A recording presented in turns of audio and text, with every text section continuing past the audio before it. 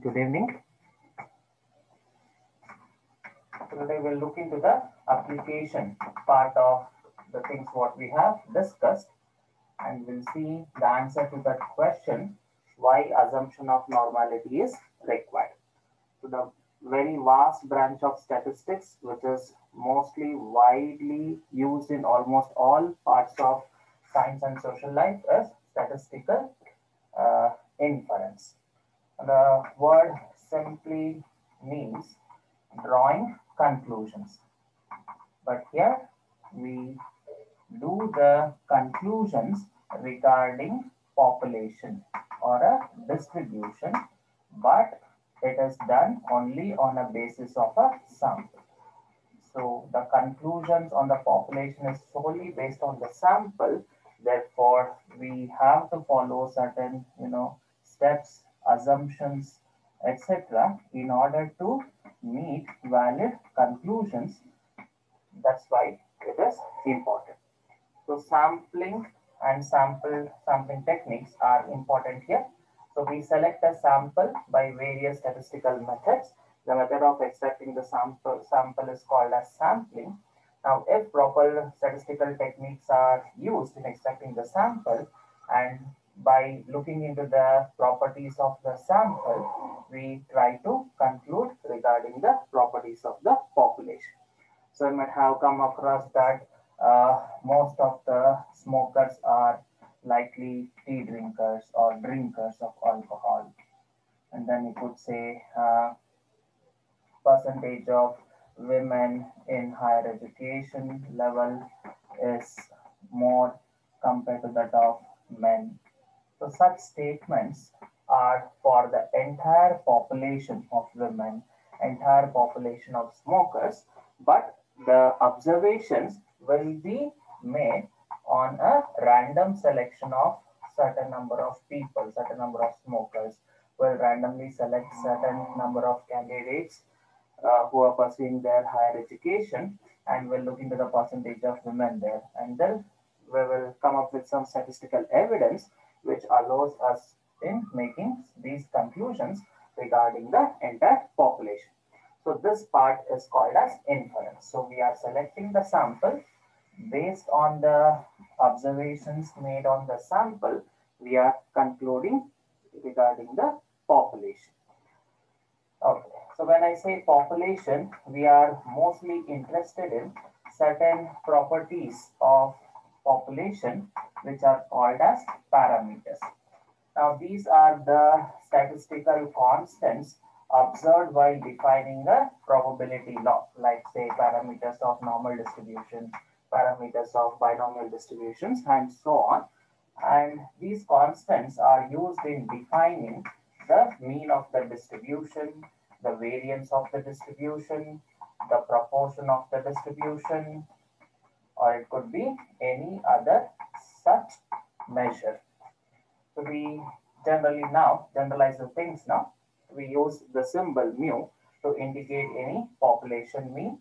It could use theta, it could use beta, any such notation, but most widely used notation is mu. So we have population variance, sigma square, can indicate the population proportion by capital P. So these are the most important properties which we are interested in. So when I say we are making certain conclusions regarding the population, we mean either we are making a statement on the proportion or the mean or the variance of the population. And in most of the cases, we are dealing with a population which is infinite or very large, or the population is spread in a very vast geographical region and it is destructive in the nature. So many such cases which makes the population units, all population units are not easily accessible. So that is the situation. If the situation is opposite to that, you have a very small population, then you can easily access the population items and extract the data, then inference is not required. You can actually look into the population mean, population variance. You can actually collect the data. So if you have only 50 units in the population, you have n is equal to 50, whatever the mean or proportion of any particular characteristic you observe that is final for that particular group. A problem becomes or comes into existence when you're dealing with a case where your population is large. So I said in most of the situations, we need to observe this. Now, since all the population items or units are not easily accessible, we don't have information regarding these particular measures. So the step is we have to come up with certain methods where the values could be actually guessed or approximated using some of the mathematical and statistical techniques. And those are the tools which are available in the field of statistical inference, which are again, which is broadly categorized into two parts: estimation as well as hypothesis testing.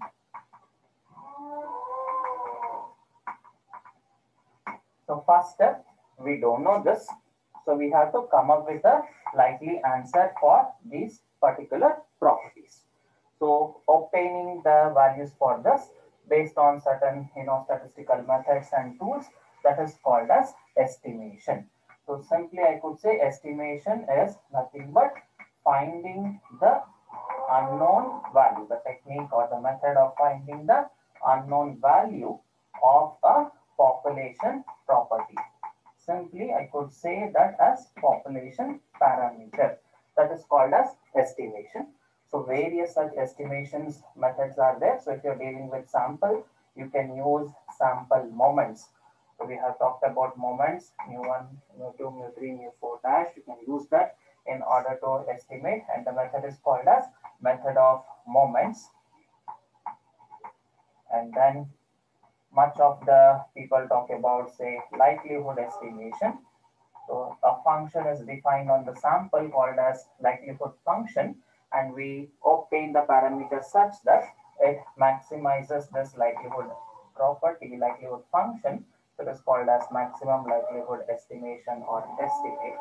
And third case, you can talk about interval estimates based on, say, certain assumptions. And then we talk about, say, estimation.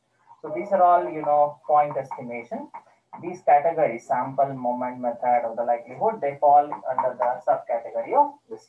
So basic types of estimation is two cases: interval estimation and point estimation. So in the interval estimation, what we do is, because of the chance we may observing a particular sample value, so giving a single value as a particular value, which comes under the case of point estimation, is not suitable, we may feel. So we talk about two cases here. So it is very much easy to understand. We'll not go, much into details of this.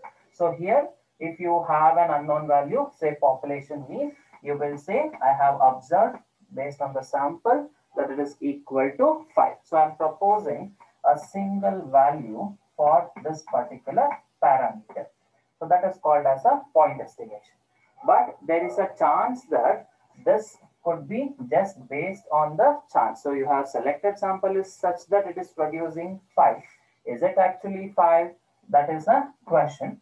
So many of you doesn't feel, or many of us doesn't feel that using point estimation is not good. So what we do is, instead of saying that as 5, I could say mu is a number which lies between 4.5 and 5.7. Okay, so I have an admissible value here. So this type, it produces set of values or a range of values for that particular parameter, and that method is called as interval estimation.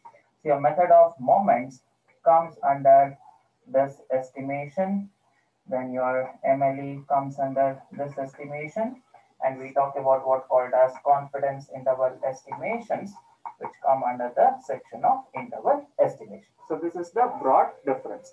Now, of course, there are certain assumptions, certain requirements of the samples as well as the particular tools to be used, which scientific terminologies are there based on which we can come up with these things. Now the next question. So we have covered half of the problem. So certain things are unknown. Based on the samples, we are trying to estimate them. Now the question is my estimate actually true or false? So I have proposed that mu is equal to 5. I have said mu belongs to this particular interval, or proportion of smokers is 50%, proportion of women workers is 60% in a particular industry. Is it actually true? That is called as hypothesis testing. So you are estimating, you are proposing a particular value, whether your proposition is true or false. So evaluating that using the statistical concepts is called as hypothesis testing. Before we enter this section, inference and hypothesis testing, so let us talk about some distributions which will be used here, and those are called as sampling distributions.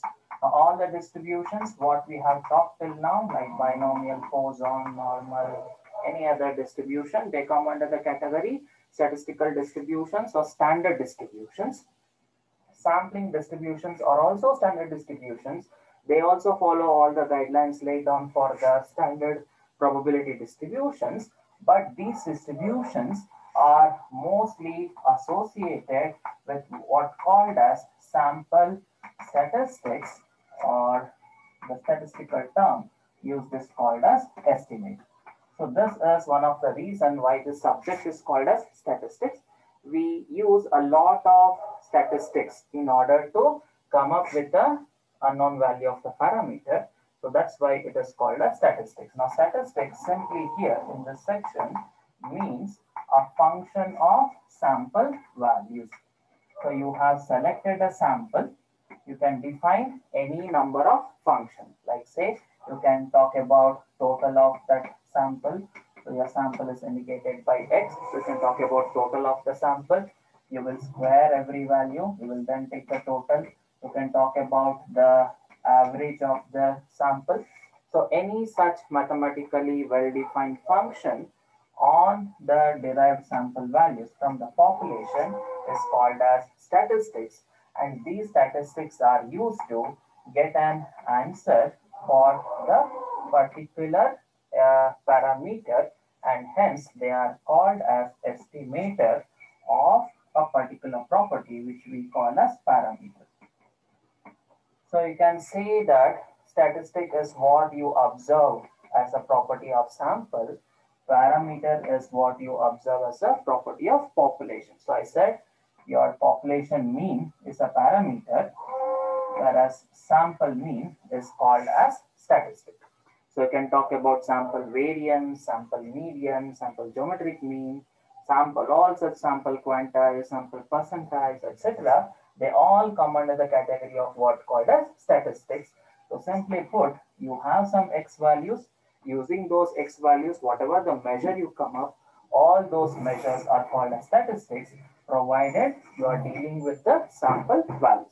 Now, these sample values are used to obtain the unknown values of the parameters. And when you closely look into these particular, statistics, they also tend to have certain distributions. As said in the previous class, we observed that number of accidents follow Poisson distribution, number of defectives follow binomial distribution, weight and height of children, IQ marks, they follow normal distribution. Now, similarly, here we are talking about, you could say that you're talking about a new variable, which is total of x, new variable, which is mean. And you can see that the mean also takes different possible values. The total also takes different possible values because you're dealing with sample. So I've selected a sample of 10 items, 10 people. Those 10 weights are unique. You will compute a mean, say 163.5 centimeters. You will take another random sample of from the same population, 10 items. Again, those values are different. You will come up with a second value for mean. So the number of times you do this, you will observe different values for mean. So if you take the variable as mean, you can record n such values. So you're talking about a distribution of a statistic. So you have statistic mean. Similarly, you can observe the median values for various set of samples. You can look into the standard deviations of various set of samples. So they will get different values. So you're talking about a distribution of statistic. and that is called as sampling distribution. Because the reason is, whenever we talk about application of statistical tools, I should have a supporting distribution. So if I have a supporting distribution, the properties could be easily studied, easily observed and evaluated. Therefore, a prior assumption is required.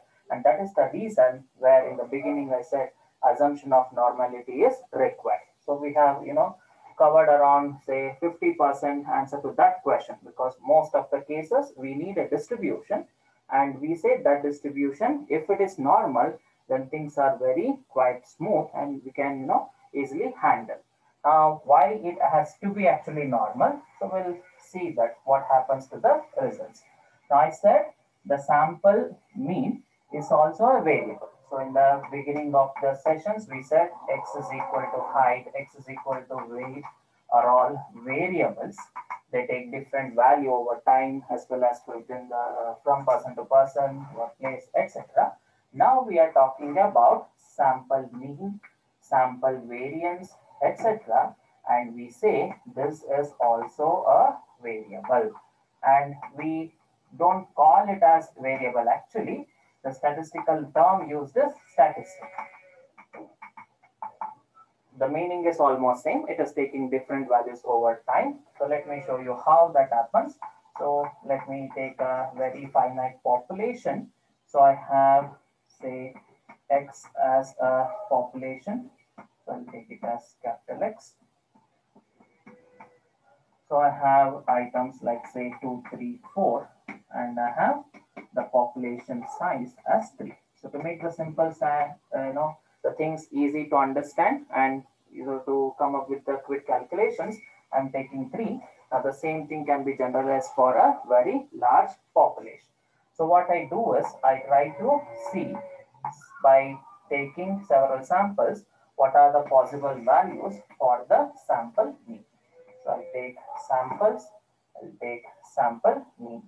Now you have certain scientific methods, statistical methods of deriving the sample as well as the size of the sample. So sample size estimation itself is a part in the statistics in the part of inference. So we'll look into this later. What should be my n? The question is what should be my sample size so that I have to prove a particular hypothesis. So we'll look into those cases. So before that, we should understand clearly the concepts of normal distribution, why x bar, why p, why they follow normal distribution, what exactly is sample, how the sample is behaving. Then we'll see how to estimate the value n. So right now we'll say that my exercise is telling me I have to select a sample of 2 items from this population. So think that you want to conclude a particular statement that majority of the smokers are tea drinkers.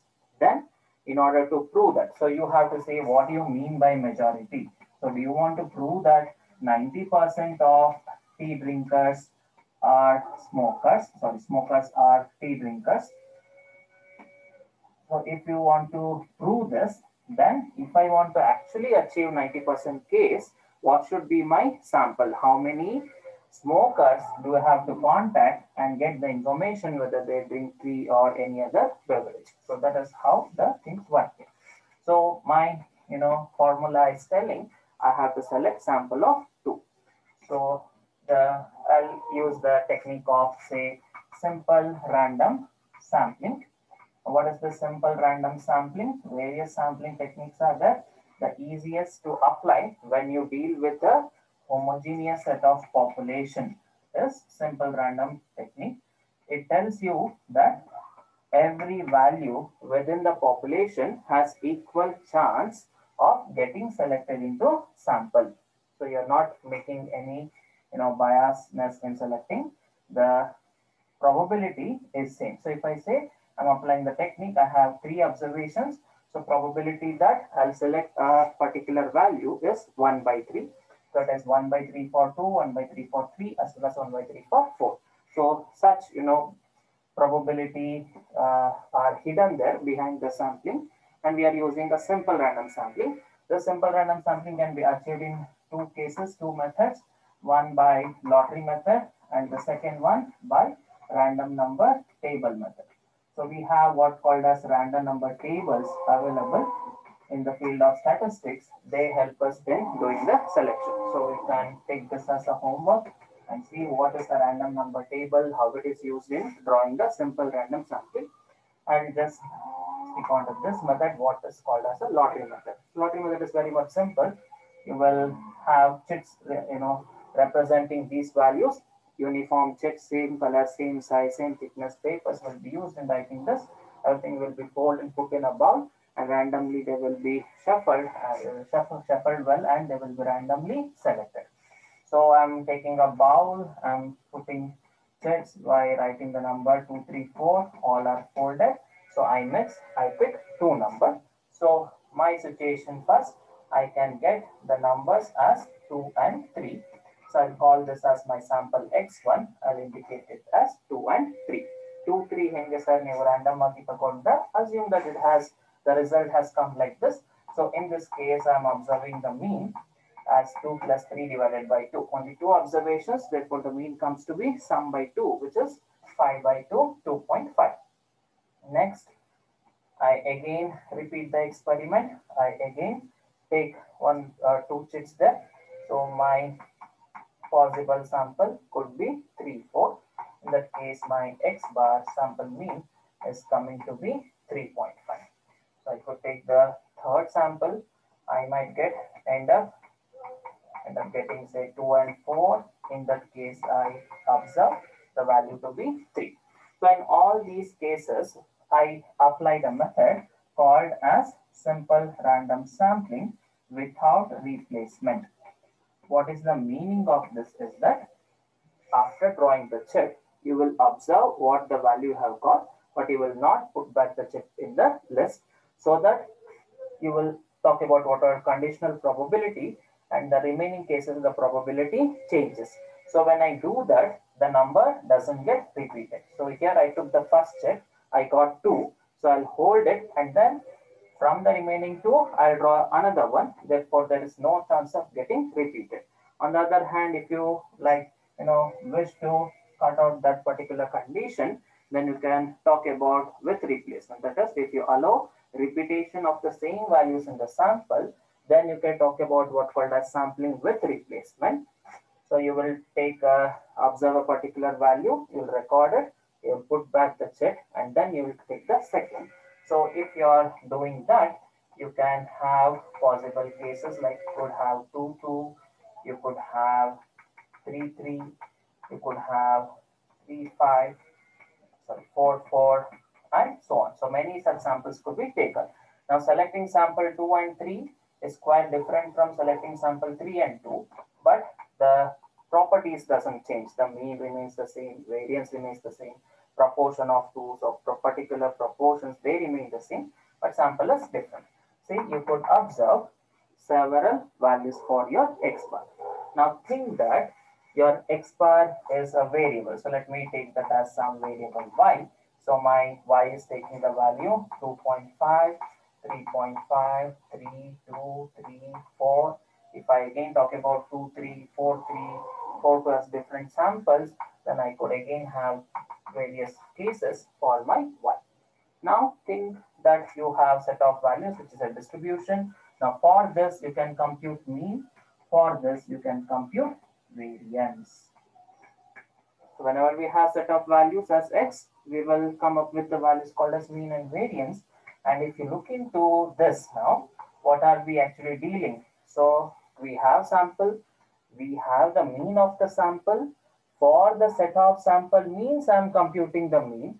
So this mean is actually mean of x bar, which is nothing but mean of a particular statistic. So here I have taken statistic as arithmetic mean because it is very easy to compute and easy to understand. You could have, proportion as a statistic. You could have median as a statistic, geometric mean, your mode, and you could come up with the mean for that. Now, whenever you are talking about mean of a particular statistic, that property will be same as that of the population. You can actually compute compute this exercise and see that you have your population values as 2, 3, 4. So if you actually obtain your population mean, which we indicate as mu, which is total of all the 3 divided by 3. So I'll get 4, 5, 6, 7, 8, 9 divided by 3, which is equal to 3. So the mean is 3 here. Now complete this. What are the other samples we have? 1, 2, 3, 4, 5, 6. Then I'll have 2, 3, which is 3.5, 4, 3, 2.5 and 3. So these are my values. Now if you compute the mean for all this, you will observe that that is equal to 3. So you can just see that. Okay, 9 cases, 2.5 plus 3.5 plus 3 plus 2 plus 3 plus 4 plus 3.5 plus 2.5 plus 3 comes to 27. 27 divided by 9 is 3. So this exercise has told us whenever you take sample mean, and you compute mean for various such sample means, that is always equal to population mean. So we had a question, what is my population mean? So I have got an answer. So mean of the sample mean is population mean. Therefore, you can take sample mean as a closer value to population mean, and hence we say sample mean is an estimate of population mean. So if you want to observe a single value for your population mean, compute the mean by selecting a sample and you can see that. Now the question is, do we have to select all such possible samples? The answer is no. Why? Because it is a measure of central tendency. What we say, this mean is such that it is representing each and every value. On the other hand, each and every value is representing the mean. So if you have selected this sample, in that case, you say your population mean is 3.5. If you have selected this sample, you will say your population mean is 3. Whatever your answer, your sample mean is such that this is close to this.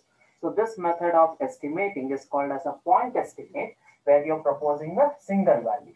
But if you are, strictly, into following the what we say the accuracy here, your 3.5 and 3 are strictly different. So in that case, what we say is we come up with what called as an interval estimate, and we could say that the actual value of the population mean is somewhere between say 2.5 and 4.5. So which includes the possible value of the mean. So from unknown we have come to this. So which is much good compared to nothing. So this is how the statistics are used in estimating the population. Now I had just 3 values, and if you look into various possible samples, I had say almost 9 samples there. Now imagine if your n is say 50, 100, 1000, lakhs, crores, so your population of a particular city or a town, and you have to extract the data, you have to select the samples, the number of possible such samples will be very large. But selecting a single sample is not that tedious job. So we talk about a single sample and we take that particular sample mean and we say that our population mean shares the same value as that of sample mean. Why? Because when I look into the mean of all those means, it comes out to be sample mean. So by looking at the property of central tendency, every value is closer to its mean. Therefore, sample mean is close to population mean. So this is how the estimation works. So by now you have understood what we are doing here. So we are selecting the sample. From the sample statistics, we are coming up with the values of the population. So this is called as estimation. In certain cases, we use what called as interval estimation. And in order to achieve this, we should know what called as the prior distribution or say the parental distribution. So if this is known, the properties could be very well, built, like say the theorems or the results. So you're talking about a part of inference where either you know what are the parameters you should estimate, or you know the distribution from where the samples are selected. So if this is the case where you know much information about the parental distribution, about the parameter, but only the numerical values are unknown, in that case, the inference is called as parametric inference, and parametric inference solely, based on the distributions. Most commonly used ones are binomial distribution, Poisson distribution, and normal distribution. So this is, this gives us the remaining 25% answer to the question why normality is important. Because the methods what we talk, they are solely dependent on normal distribution. On the other hand, you are filling a case, you have some data. The data is such that it is not following normal distribution. So you don't know what the parental distribution is. You don't know the parameters. You know nothing about the field or the population from where the sample is extracted. So I have extracted a sample, but what is that population distribution?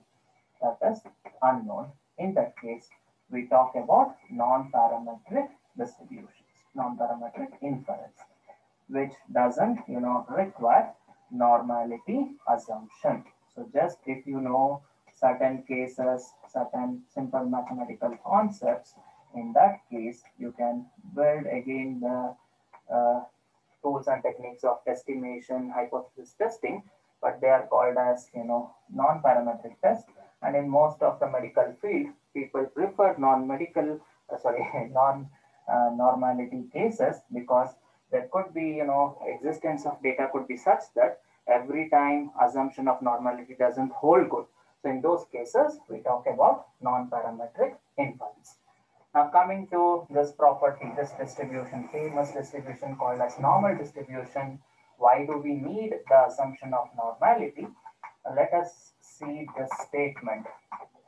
The statement tells that if you have a variable x, which is actually following normal distribution with mean, mu, and sigma, then you can generate a standard normal distribution, and much of the tools, techniques used in the field of the estimation and hypothesis testing, they require this set distribution. Only then, you could achieve your goals and the decision making.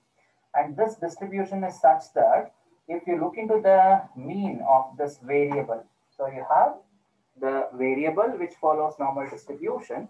If you look into the mean also follow normal distribution with the same mean, but the standard deviation will be slightly different from the population case. So we are talking about estimating population mean. So if I have a sample mean, then the estimation will be good. And since I know that if I have x which is normal, x bar is also normal, so I can talk about interval estimation and hypothesis testing. Tools can be derived based on the normality. So that's the reason why we strictly, make the normality assumption as well as the validated that. So this often happens when you have a parental distribution which is normal. On the other hand, people have come across, cases where x is some other distribution non-normal, okay, but your x bar is always normal with the same parameter mu. And if I say this is sigma by root n. So I said we are taking this mu and sigma commonly to indicate the population mean and population standard deviation. The forms, their values could be different, but notation wise, we are just making it simple and convenient for us. So what we have here now, so if you select the values from a normal population, x bar is normal. Even if you select your x from a non-normal population, your x bar will be normal. Only case what we insist is your sample size n should be large. So this is the reason why normality is important. So even if you have some data, But if you're talking about estimating the mean of that population or hypothesis testing regarding this, where you have large sample, in that case, automatically the normality comes into picture and various results could be easily drawn. So that's why normal distribution is important here. So as said, in most of the non-parametric cases, the parental distribution is not known, but if you want to talk about X bar, only in that case, you can use the normal distribution there. Now the question, I have a population which is not normal, but I am in a situation where I cannot draw a large sample. In that case, what we observe is there comes a distribution which is closely associated to normal distribution called as T distribution, and our X bar will follow that particular distribution called as T distribution. Of course, not exactly the X bar, the functional form of X bar, it follows T distribution. So we'll understand what is this T distribution and what are such distributions which are available in the field of statistics. So that is our sampling distribution. So I gave just a simple example. I selected some X bar.